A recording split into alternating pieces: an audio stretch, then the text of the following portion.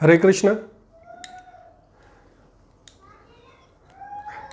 श्रीमद् भगवद गीता को हम जितनी भी बार पढ़ते हैं या जितनी भी बार उसका अध्ययन करते हैं या किसी से सुनते हैं, अपने आप में एक नवीन श्रीमद् भगवद गीता हमारे समक्ष उपस्थित हो जाती है। कहते हैं कि सभी वेदों का सार है श्रीमद् भगवद गीता, संपूर्ण सनातन का सार है श्रीमद् भगवद गीता। श्रीमद् भगवद गीता, गीता वैसे कई प्रसिद्ध हैं। अष्टावक्र गीता के विषय में भी सभी जानते हैं, उद्धव गीता के विषय में भी सभी जानते हैं, किंतु सर्वमान्य और सर्वश्रेष्ठ जो गीता है वो है श्रीमद् भगवद गीता, यानी परमेश्वर के श्रीमुख से निकले हुए अमृतत्व के शब्द। श्रीमद् भगवद गीता वास्तव में एक मनोवैज्ञानिक पुस्तक है। मेरा ऐसा मत है कि भगवान श्री कृष्ण अपने आप में इतने श्रेष्ठ युग पुरुष थे, इतने श्रेष्ठ ईश्वर स्वरूप थे कि उन्होंने संपूर्ण मानव जाति की मनोवैज्ञानिक स्थितियों को समझा, पहचाना और उनको शब्द देकर श्रीमद् भगवद गीता को इस धरा पर उतार दिया। वैसे श्रीमद् भगवद गीता अपने आप में ही एक बहुत बड़ा रहस्य भी है। इतनी सरल है कि कोई भी व्यक्ति बड़ी सरलता से उसे समझ भी लेता है, और इतनी कठिन, इतनी क्लिष्ट भी है कि बार बार जब हम इसे पढ़ते जाते हैं तो और गहरा और गहरा और गहरा, यानी प्रत्येक शब्द का एक नया ही अर्थ हमारे समक्ष उपस्थित हो जाता है।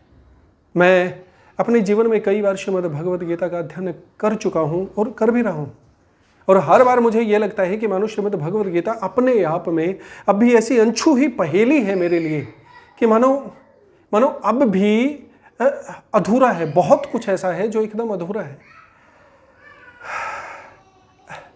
जब भगवान कृष्ण अर्जुन को महाभारत के युद्ध के प्रथम दिवस में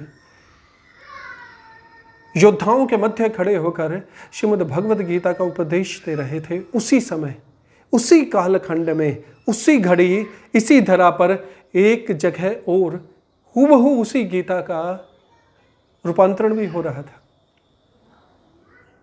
संजय धृतराष्ट्र को श्रीमद् भगवद गीता का पाठ करवा रहे थे या फिर वो वचन सुना रहे थे। देखिए कितनी विचित्र सी बात है ना। इस बात पे हम कितनी गहनता से अध्ययन कर सकते हैं। भगवान श्री कृष्ण अर्जुन को श्रीमद् भगवद गीता का उपदेश देकर उन्हें उनके कर्मों से अवगत करवा रहे थे, और वहीं संजय उन्हीं शब्दों को हूबहू रूपांतरित करके धृतराष्ट्र के कानों में उन शब्दों को पहुंचा रहे थे। दो विशेष बातें हैं। पहला, भगवान श्री कृष्ण अर्जुन के सारथी थे, उनका सारथी कर रहे थे, यानी उनका मार्गदर्शन, और वहीं दूसरी जगह धृतराष्ट्र के सारथी थे संजय, वो भी उनका मार्गदर्शन कर रहे थे। तो एक बात बड़ी गूढ़ है, एक बात जानने लायक है कि भगवान श्री कृष्ण के शब्दों से अर्जुन पे इतना प्रभाव पड़ा कि उन्होंने रण में विजय प्राप्त की, अपने कर्म में तटस्थ होकर लग गए। और दूसरे ही छोर पर संजय के वचनों का रत्ती भर प्रभाव नहीं पड़ा। धृतराष्ट्र तो राजा थे ना, वो चाहते तो युद्ध रुक भी सकता था। राजा से भला कौन आनाकानी करता, राजा के विचारों से भला कौन मना ही करता। राजा के इतने तो अधिकार थे, किंतु नहीं।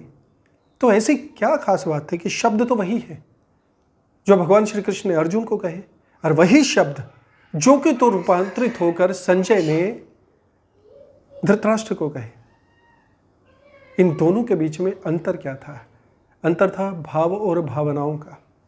कृष्ण ने जो शब्द अर्जुन को कहे थे, वो शब्द जिज्ञासा और भावनाओं में भरे हुए कृष्ण के मुख से तेज स्वरूप में अर्जुन के कानों में जा रहे थे, और संजय के मुख से निकले हुए शब्द केवल एक निर्देशित होकर एक सेवक के कानों से राजा के कानों में जा रहे थे। तो भाव तो यहां भी आता है ना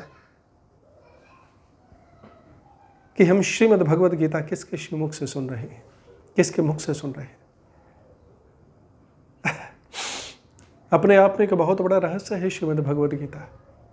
तो हम प्रारंभ करने जा रहे हैं श्रीमद् भगवद गीता के एक एक श्लोक का आध्यात्मिक और मनोवैज्ञानिक अनुभव। या फिर आध्यात्मिक और मनोवैज्ञानिक तथ्यों के हिसाब से, प्रमाणित तथ्यों के हिसाब से उनका सारा का सारा वर्णन, संपूर्ण वर्णन। सहयोग करें, साथ जुड़े। मैं रोहित कौशिक भविष्य में श्रीमद् भगवद गीता के प्रथम अध्याय के प्रथम श्लोक से इसका प्रारंभ करने जा रहा हूँ। आप लोगों के साथ और सहयोग की नितांत आवश्यकता होगी। हरे कृष्ण।